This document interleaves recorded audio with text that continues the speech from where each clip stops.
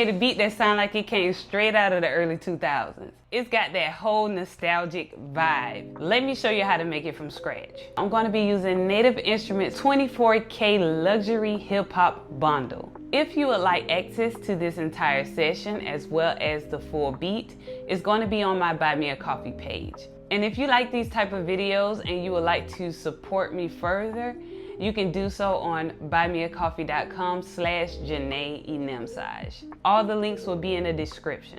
The first thing I did was lay down a classic R&B chord progression, C minor to F minor to G major, and I just used triads here. So here's the trick to giving it that bounce. Don't tell nobody. I played the chord and then I played the root note again immediately after. Let me show you what that sounds like.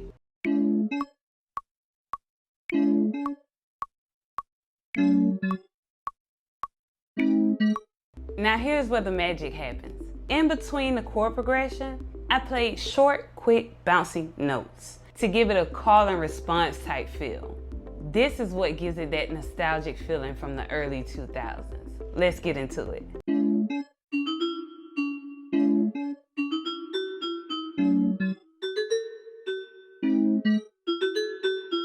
One thing I really liked about the early 2000s were the bass lines.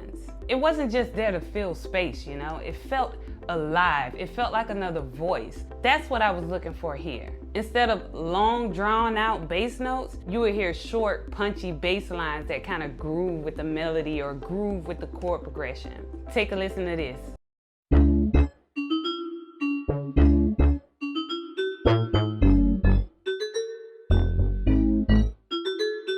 Now with this next sound, I don't know what type of sound this is, but I know I've heard it plenty of times in the early 2000s. And the way I'm using it here is like a counter melody, which was like a signature move for R&B production in the early 2000s.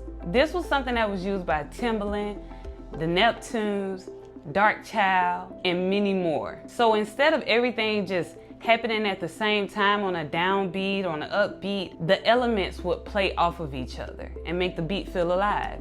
If you really listen to it, you can hear this sound having a conversation with the bass. Check this out.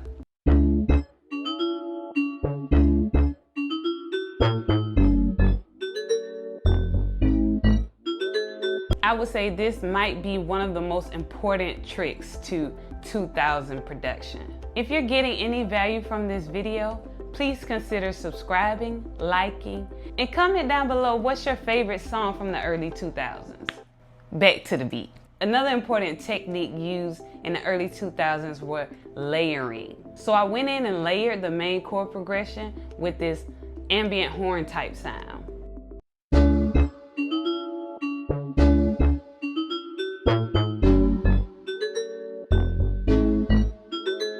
And I had to add in some sound effects. So here's a sound effect that I use that also gives me a nostalgic feeling. It's bubbles. Check it out.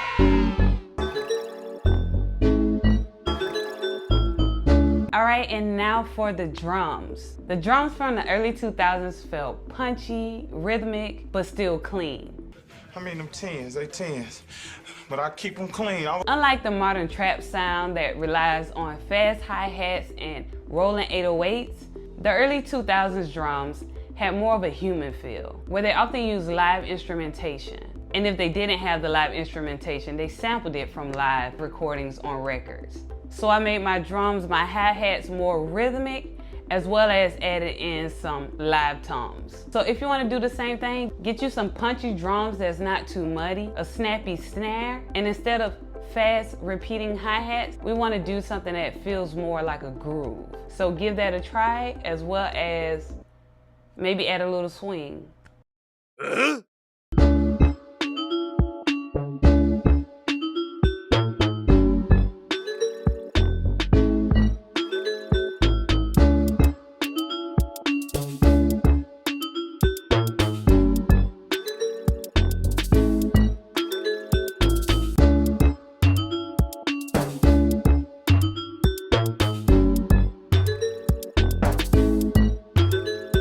All right, and this is one thing I could not do without. If you want your track to sound like the early 2000s, you have to add strings. Back then, producers used strings to make their beats sound more dramatic, more cinematic. They also used it for a luxurious feel. And I mean, these were from producers like Scott Storch, Just Blaze, Timbaland, and many more. So I did something similar here. I used the strings as accents, as well as use it as a transition technique.